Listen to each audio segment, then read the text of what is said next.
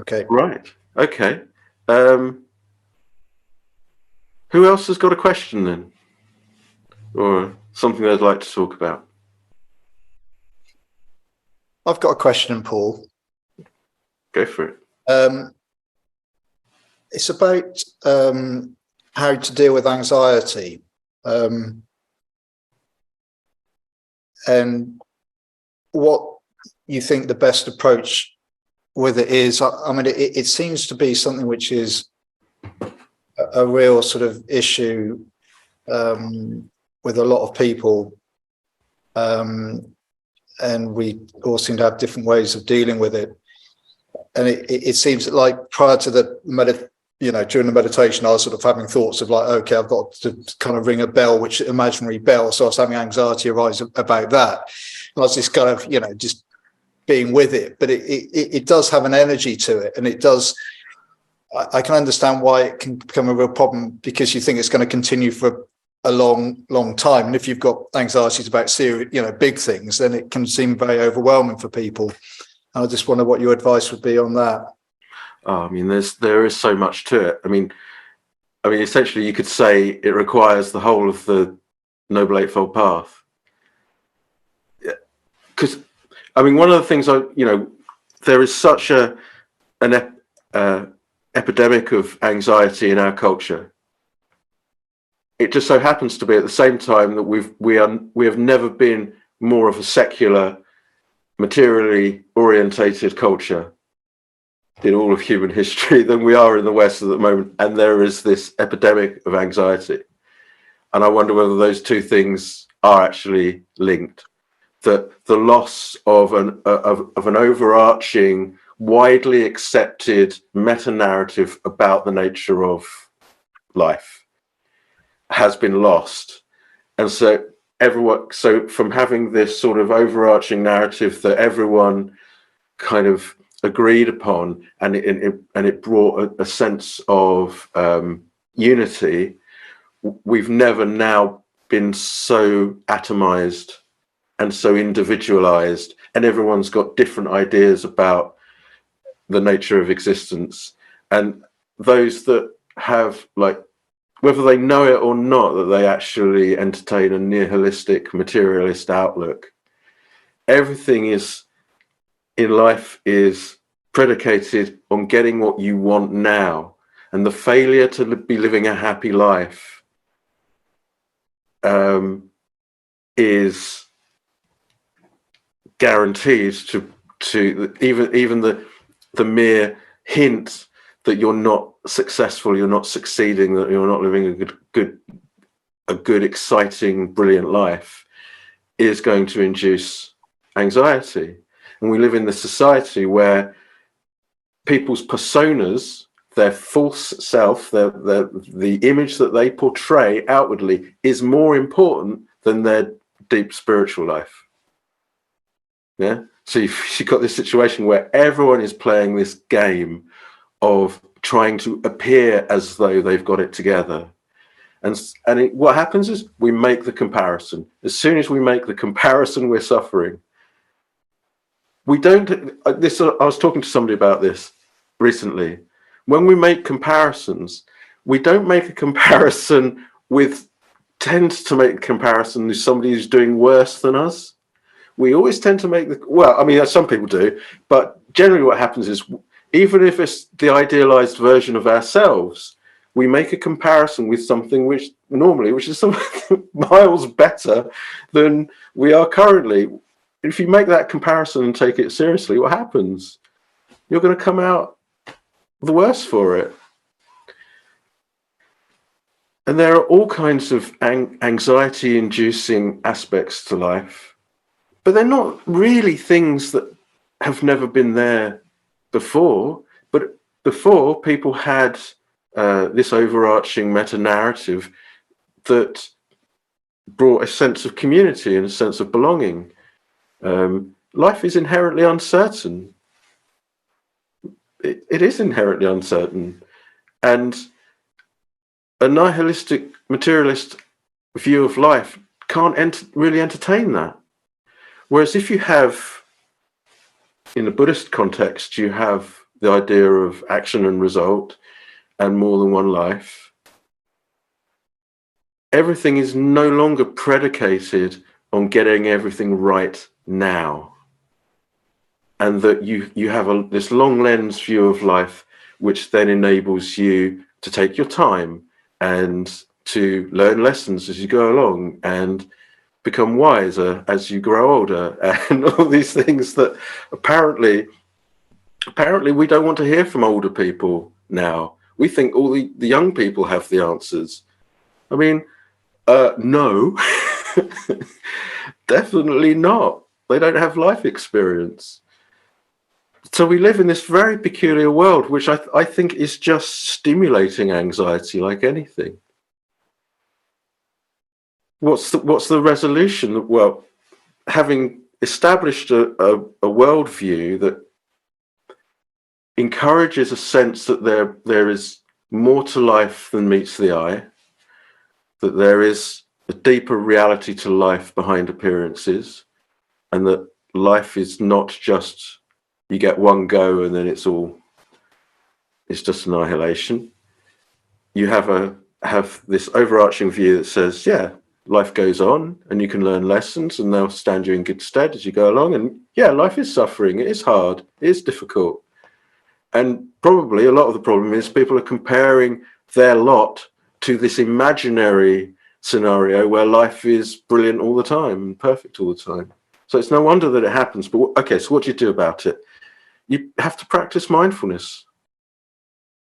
I mean, there's no getting away. You, in some way, shape or form, you have to come to see the process. Of course, you can do things like, well, keeping the precepts, that will help with anxiety a lot, because a lot of anxiety is predicated on moral ambiguity, moral uncertainty. Am I a good person or not? Especially when it comes to the persona and how you think other people perceive you. So living by the precepts will help with anxiety a lot. It will take a lot away a lot of the guilty dread that surrounds our actions and the potential results that come from those actions. You learn how to think wisely. You know, I lay a lot of emphasis on learning to narrate, how you narrate your life. And this is where mindfulness comes in, because you have to see how it is that you're narrating life in such a way as to make you feel absolutely separated from the rest of the world. So the greater the self-concern, the more right angles to the flow of life we are, the more of the self-conscious we are, the more separated we feel.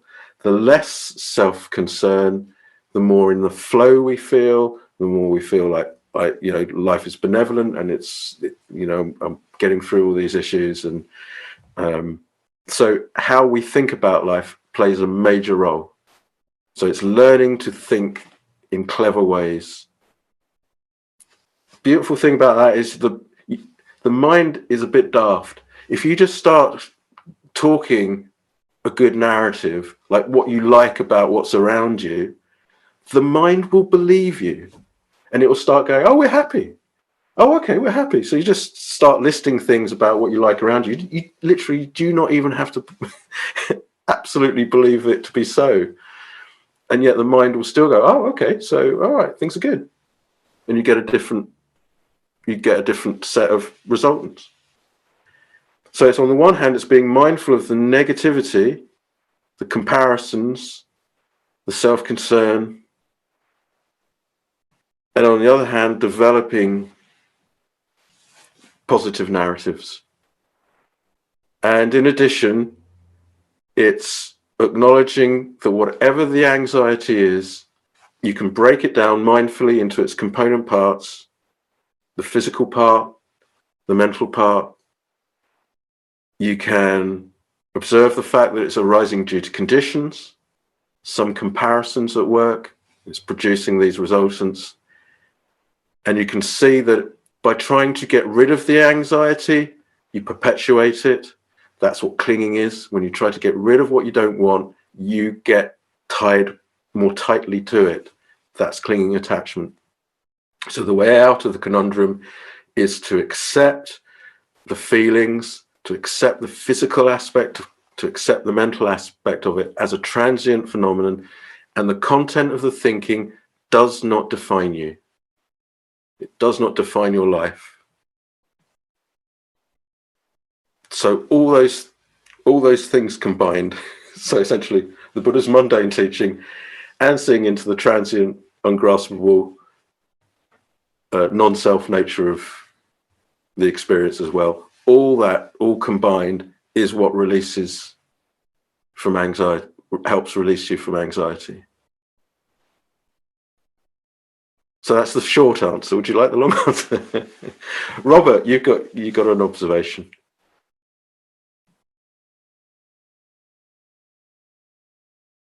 There you go, Robert. Yeah, Paul, I'm flickering as well, so I'll go on to get rid You of remind me of Max Headroom right now. Yeah, I'll get rid of video if I can. Hang on, I can't get rid of it. Don't worry. Yeah, you've just mentioned a point which I've been thinking about ever since you referred to it a few months ago in one of these, that I think you said you were driving to Westbury or somewhere to renew your driving license. Blimey. Yeah, I was. And you said that you tried to identify as many things on the drive that you felt were positive and good. Yes. And you've just sort of mentioned that in a few minutes ago as a way of aligning with reality. It's what I'm having difficulty with is if I was on that drive, I'd have seen loads of things which were negative and irritated me. Mm-hmm. And it seems like from a simplistic point of view, you're making a value judgment about things that are positive and ignoring the difficult things. Yeah. Yeah, right. So what do I say now? Well, you're not ignoring the negative. It's like you're choosing not to dwell in it. Yeah. And you're choosing instead. Like, this is why I go back to the point about the mind. It is entirely arbitrary. You know, the bottom line is like the way that you narrate informs the way that you perceive. Right. So what are you? So, and perception is a fundamental building block of any experience. So what you discover is through simply learning to narrate in a different way. It's not one is more, because what I get from you is the sense that the negative is the more realistic and the optimistic is not so realistic. Well, I do have a tendency to have see the negative part of life rather than the positive. Well, that can actually be very positive in itself if you're recognizing a genuine fault. But criticizing somebody's choice in hats doesn't qualify. And if we dwell on those sorts of things, yeah, then our world goes dark. If we dwell on, you don't even have to believe that person's hat's particularly nice, but you say, "Oh, that's an interesting hat. That's a nice hat. I'm glad they're out wearing that today. I'm glad I've seen that."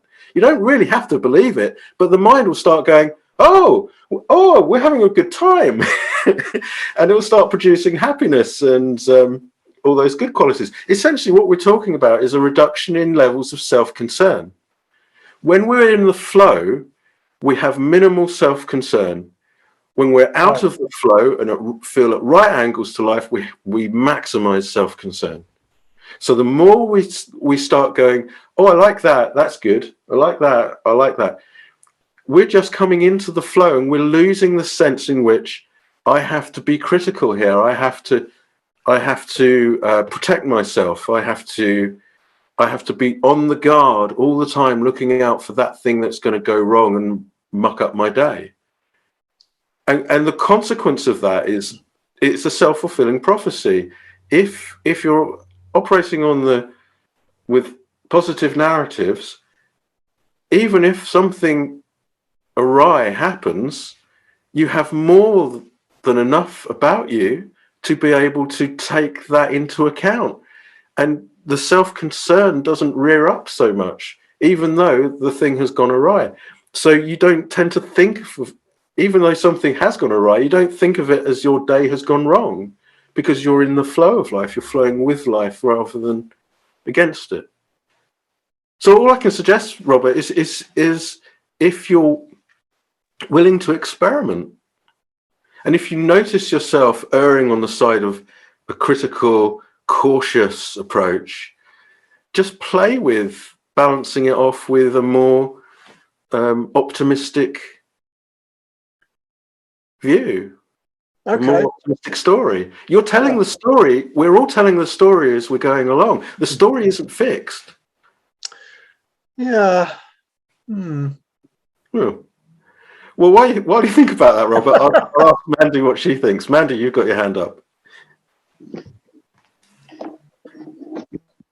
Yes, I'm thinking that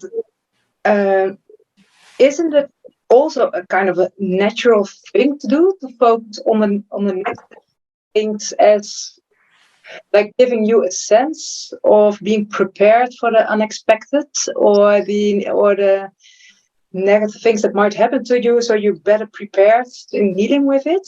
Is that also not a that can be very positive. tendency? Yeah, I mean, there's the intelligent side. So you can retain a positive outlook and also acknowledge that, oh, I might have to bear that in mind, and that could possibly go wrong. That's a sign of intelligence, because that's seeing a genuine flaw or the genuine potential for something untoward to occur. That's fine. That's like putting on your seatbelt when you go for a drive. It's like, okay, yeah, makes sense. If I'm going to be driving at 50 miles an hour, I probably want my seatbelt on. Sensible. But that doesn't mean that you can't also thoroughly enjoy the journey and enjoy the drive and continually manifest things you like about that journey as it unfolds, and that just brings you into a very happy state of mind. Does that cover the point that you were making? Yeah, yes. We don't have to become stupid. We don't have to just become like happy imbeciles just walking around. Hey. We can retain our intelligence, but it's like, what's more intelligent? To always be on the lookout for that thing that could go wrong, or to make a summary sort of like, just think a little bit about things that could potentially go wrong, but then get into a very positive narrative. But I guess that's what I notice. It's a natural kind of tendency, so it's very difficult to go against it. Okay, you don't have to go against it. What you do is you mindfully acknowledge it and accept that it's arisen as an habitual mental fixation. And having acknowledged it and be clear at comprehending it, it's then possible to readjust. It's impossible to readjust if you're in a battle with it. If you're like, oh no, this is here, I don't want it to be here, then you've not accepted it. So you firstly accept the dependently originated nature of this particular narrative that's erring on the side of everything that could go wrong, but thoroughly acknowledging it, saying, yeah, that's possible. Okay, if there is something practical that can help offset that, you do that, like putting your seatbelt on, and then you can still develop a new habitual tendency. Yeah. So the important thing is, though, you accept what you find and you recognize that it doesn't define you. Yeah. Okay. Liz, you had a comment you wanted to make.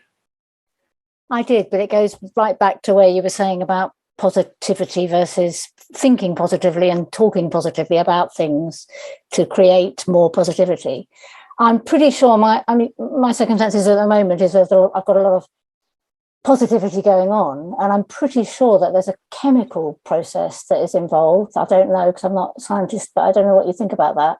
That actually there are hormones or chemicals that are released, like endorphins or something, when you are happy or positive, and there must be others when you're not happy or positive, when you're feeling more negative. Definitely. I mean, it's just a question of. I mean, to my mind, that's just a different way of describing the same thing. Okay. You know, put it in terms of chemical reactions. Yes, there could. You know that. Yeah, I guess it's just. It's just. I agree absolutely. So, isn't that amazing that through the way we choose to think and narrate, we can engineer chemical reactions that bring a genuine sense of well-being. So you think you're saying you think we can? I mean, I'm not sure, but I know that, you know, when women have babies. Well, I mean, in terms of the Buddha's teaching, mind is the forerunner. Yeah. That's the difference between having a materialistic outlook in life and a Buddhist outlook in life. It's like the way that you think will create chemical reaction on the physical level. The chemical reactions on the physical level do condition then the way that you think. Okay. Yeah. So you can either get into a vicious circle or a virtuous circle. Okay. Yeah. And not only that, but the way that you perceive life will reinforce those. So if somebody is in a state of high anxiety, then even just, I don't know, a knock on the door could induce trauma. However, if somebody is in a really bright, happy place when there's that knock on the door, it might just further increase their sense of, oh, someone's come to see me. You know, it's like, so you operate in two completely different worlds. And that's why mindfulness is so critical to this. And not only that, but getting through that false persona that I was talking about before, and getting into really what's going on, not trying to put on airs and graces for the world, not trying to demonstrate your virtuousness outwardly to try to truss up your sense of self-worth. You get a far greater sense of self-worth through actually really understanding this and being able to cleverly manipulate what's going on through the way that you think. I mean, it's magic, essentially, what we're talking about here. Yeah. Mark, you had something you wanted to ask. You just need to unmute Mark. Sorry, Mark. Yeah. Hi, Paul. Hi, Mark. Yeah, I mean, I completely see how thoughts are creating reality. And it's interesting what you're saying about the persona. I mean, just very recently, I sort of got into a bit of shadow work, and it was almost like an opportunity to just accept all the states that were arising. But I think my question was, I think that what I and I think it's from wrong understanding. Whereas you're going around looking at the positivity, I suppose that my understanding would be that I should be looking at the dukkha and the unsatisfactoriness. And I think that's what I've done a lot in my practice, and has led me off the path, because I just get so miserable. Well, yes, quite. Robert, could you put yourself on mute, please? My apologies. Sorry. Thanks. Yeah, Mark. Looking at dukkha is it's hard work. And I think what we're talking about here are the foundational aspects. It's if being able to manipulate narratives in order to create positive states of mind is foundational. It's not ultimately the purpose. You know, it's a step along the way. It's creating a strong sense of foundation from which it is then possible to open up and allow for the dukkha. So it's just couching the practice in positivity, because otherwise what happens is, you know, because it essentially the more we focus on the suffering in life without that underlying foundation in happiness, then it's just self-concern squared constantly. So we become self-concerned about the amount of self-concern that there is as it expresses itself in terms of anxiety or regret or resentment or whatever else it might be.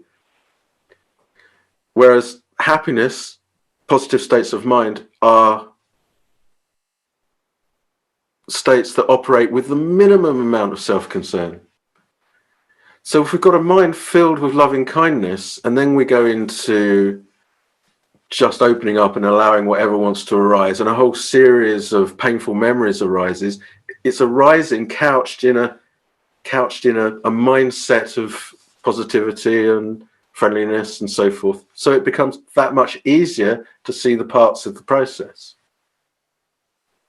I think there's nothing to be gained from a kind of machismo attitude to meditation, which says, "Oh yeah, bring on the suffering. I'm just gonna see my way through it." Or it doesn't really work like that. You have to be soft and open and friendly and happy towards yourself. So it's compassion towards yourself that says, "Let's create a foundation of peace and tranquility, and then work from there." Does that make sense? Yeah, that's absolutely. Yeah, I am certainly a master of self-concern, but much more alien to the happiness. So no, that was it. Thank you very much. Yeah, great. Yeah. Hilda. Yes. So I find sometimes that even though I'm in a positive state of mind, and I'm in a nice flow and everything, and I'm being mindful of speech, all these things, I can get hit by regret or like worrying about my behavior afterwards anyway, even though in the moment everything was fine.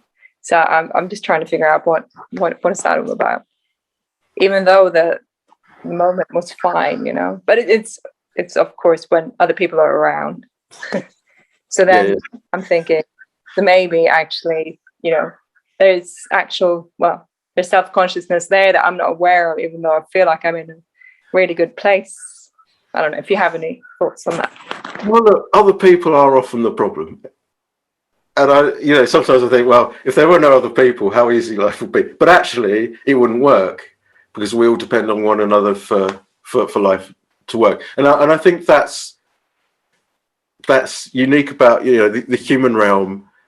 That it's one of the aspects of the human realm which we have to embrace, the fact that we all have to work on each other's behalf in order for life to work. So I absolutely understand that. I'm just thinking maybe turning it on its head and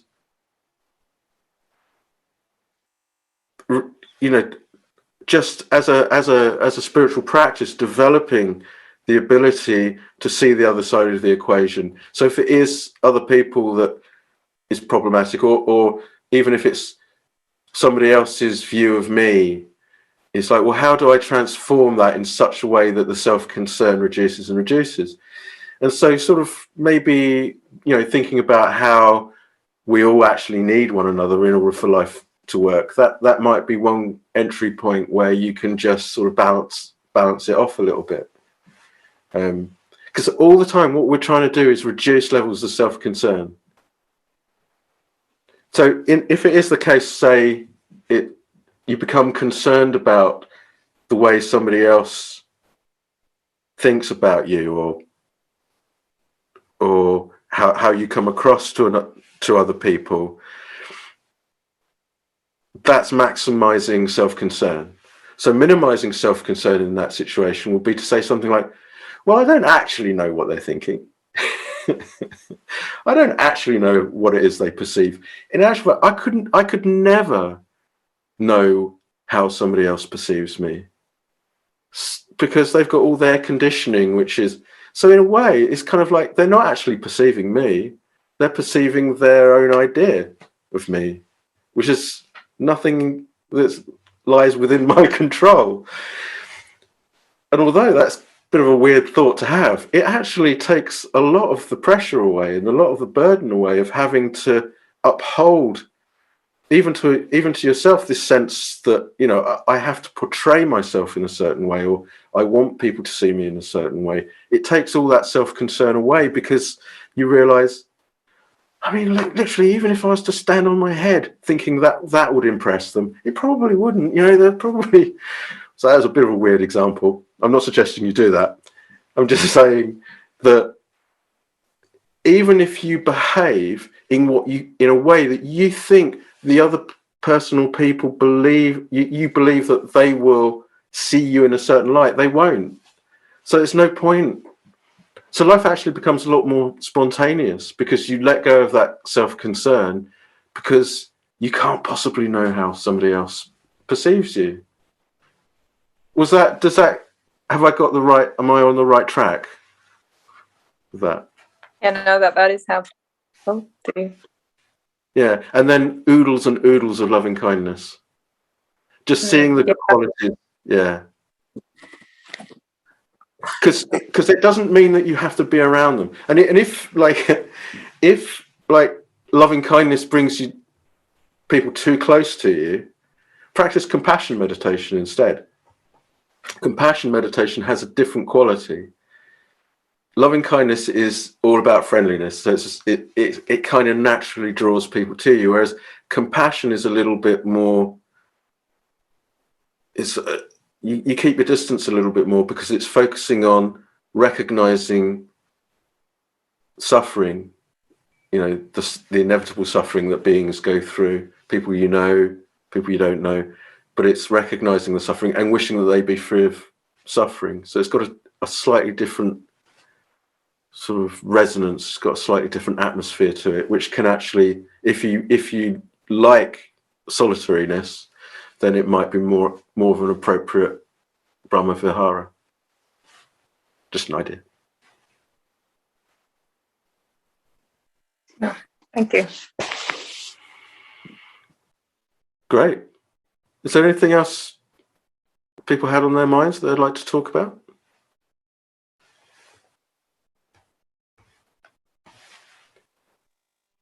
We had another question. Okay. Oh, your hand was still up, so yeah, go for it. Yeah. I think you mentioned a few weeks ago about meditating on death, and how obviously everything dies, or like each moment dies and all that. But do you have any advice on how do you meditate on that? Because it can become quite heavy if you like imagine your whole family dying, or your friends dying, or like how would you go about it? Yeah, I think you do have to be really careful. Otherwise, it can become morbid and destructive. You know, in the texts, they make it clear that the recollection of death is about the inevitable breakup of the physical base. It's not, because in actuality there is no death of anyone. From a Buddhist point of view, mind is the forerunner. A body is created in order for beings to be able to experience the results of their actions. And they create new actions which are going to produce new results, meaning that there needs to be the production of a future body, mind-body process in the future. So this process is never ending.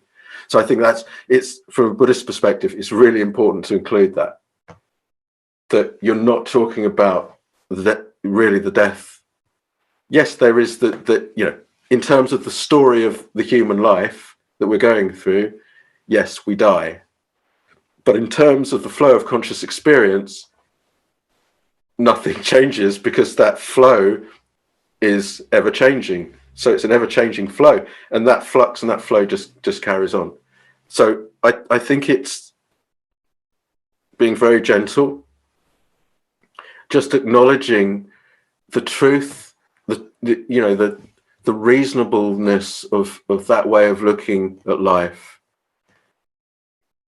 And what all you're trying to do really is to recognize the attachment.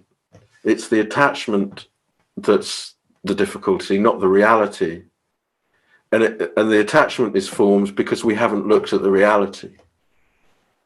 So I would say, just literally thinking about it now, that you first and foremost, you think of it just in terms of your own life, recognizing that the flow of consciousness continues, but it is the breakup of the physical base, and therefore the leaving of all your worldly possessions and so forth, and that if it's done wisely, it just creates a sense of prioritizing what's really important. Then if it's true that this isn't forever and we are literally passing through, what becomes the most important thing?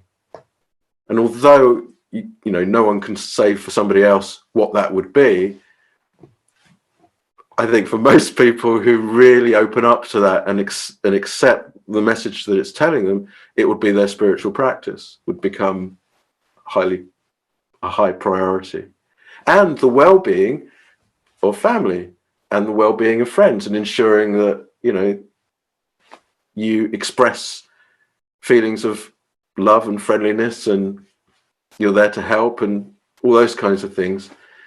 Because again, it's back to this self-concern thing. The least amount of self-concern for family and friends comes when you acknowledge the frailty of this human condition.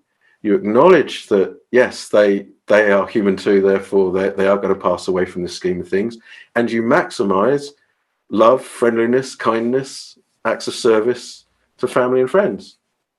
That way you have the least amount of self-concern about this whole issue. Is that a reasonable approach? So it's just the recognition that, okay, this isn't forever. I'm going to move on out of this scheme of things, and I can't take anything with me.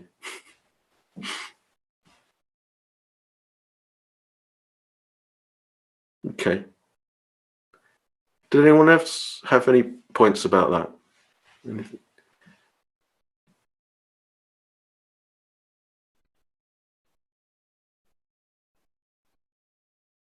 No, you're all good.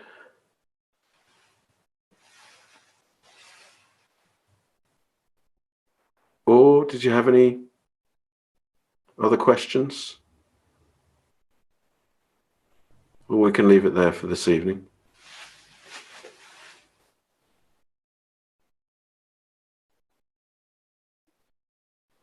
Right, okay. Thanks, Paul. So yeah, I think we should leave it there for this evening. I hope some of that was helpful. Yes, thank you. I really enjoyed being able to talk to lots of you. It was really nice to do it like this. Thanks, Paul.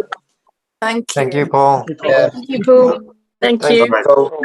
Lovely to Thank see you, you all. Paul. Thank you. Thank you, Paul. Bye. Bye. Bye bye. See you all again in a couple of weeks. Onward. Bye-bye. Thanks. Bye, Paul.